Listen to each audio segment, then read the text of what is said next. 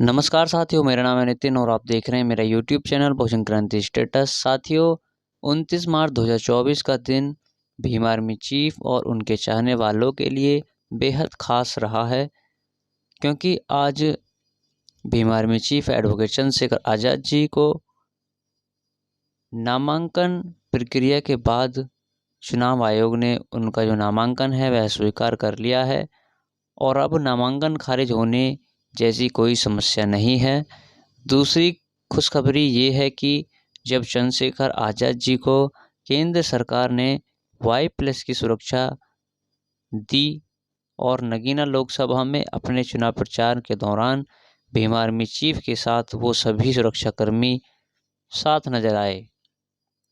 नगीना लोकसभा के कई गांवों में चंद्रशेखर आज़ाद जी ने दौरा किया, जिनमें गांव मुख्यतः शामिल हैं गांव मंधौरा, गांव नगली लाड़न, गांव चमरावाला, गांव गजरौला, गांव भूरापुर, गांव नराना, गांव कोड़ीपुर, गांव पुराना धामपुर, गांव उदयपुरा, गांव मथुरा कालूवाला, फिर धामपुर नई बस्ती में दावत इफ्तिहार में शामिल भी हुए।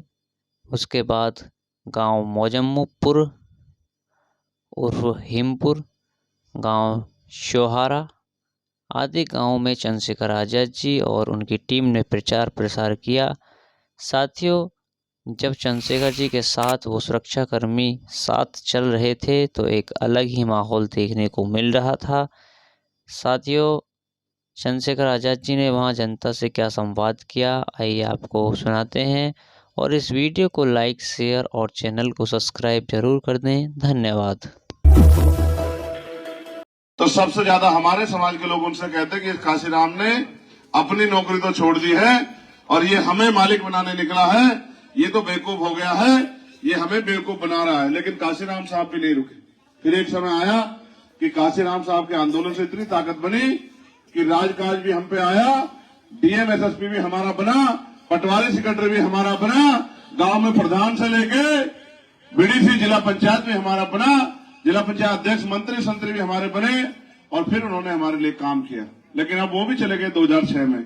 अब उसी कारवा को लेके हम और हमारे साथी गली गली, गांव गांव, कस्बा कस्बा, सड़क सड़क घूम रहे हैं और लोगों को समझाने का प्रयास कर रहे हैं कि महापुरुषों को बहुत अच्छी बात है, महापुरुषों को मूर्तियां लगाओ, मूर्तियों को पूजो, ये बहुत अच्छी बात है, उनकी तस्वीरें गले में डालो, खुद के भी अपने बच्चों की, ये बहुत अच्छी बात है। लेकिन महापुरुषों की विचारधारा पर भी चल लो, क्योंकि आज इस देश में कुछ बचा नहीं।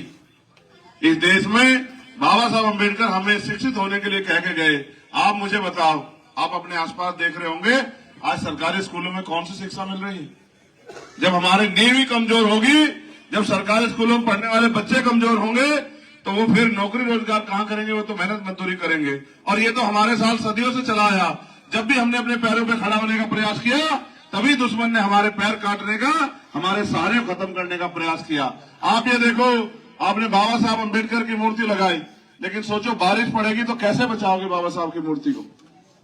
अगर आपने छावा का इंतजाम नहीं किया है, अगर आपने इनके लिए छत का इंतजाम नहीं किया, तो फिर ये बच्चों, ये तुम्हारे सलाहकार भी ऐसे हैं क्या? तुम बाद में अभी ये तो समाज खा पी रहा है, ये तो खा पी रहा है। बताओ खा पी के कौन सी जिंदगी बदल रही है इनकी? मैं आपके गांव में सैकड़ों किलोमीटर चल के नाश्ता करने थोड़ा या नाश्ता तो मैं जहां रुक जाऊंगा वहां कोई ना कोई मुझे नाश्ता करा ही देगा। लेकिन आप बताओ, जब आपकी जिंदगी नहीं बदलेगी तो मेरे आने का क्या फायदा होगा? क्या बताओ? 75 साल की आजादी में गरीबी दूर हुई? ये टूटे फूटे मकान अपने देखो तो सही। आज भी हमारे लोग देखो, मैं बहुत कड़वी बात कहूंगा, अब मैं रुकूंगा नहीं किसी पे, मेरी बात को सुनो। जिन पे कुछ होता है वो खुशी मनाए अच्छे लगते हैं, जिन पे कुछ भी नहीं होता वो भी मुस्कुराते हैं। जिन पे कोई चीज नहीं होती वो उसको लेने के लिए प्रयास करते हैं। लेकिन हमारा समाज तो, ये जो बहुजन समाज है, ये इतना गुलाम हो गया है कि ये रोजी रूखी सूखी में ही खुश है। इसको चाहे देखो, काशीराम साहब कहते थे कि जिस कौम को फ्री में खाने की आदत हो जाती है वो कौम कभी क्रांति नहीं कर सकती, और जो कौम कभी क्रांति नहीं कर सकती बहुजन समाज से जुड़ी ऐसी ही खबर पाने के लिए वीडियो को लाइक, कमेंट, शेयर और चैनल को सब्सक्राइब जरूर कर लें और बेल आइकन दबाना ना भूलें ताकि आपको नोटिफिकेशन मिल सके।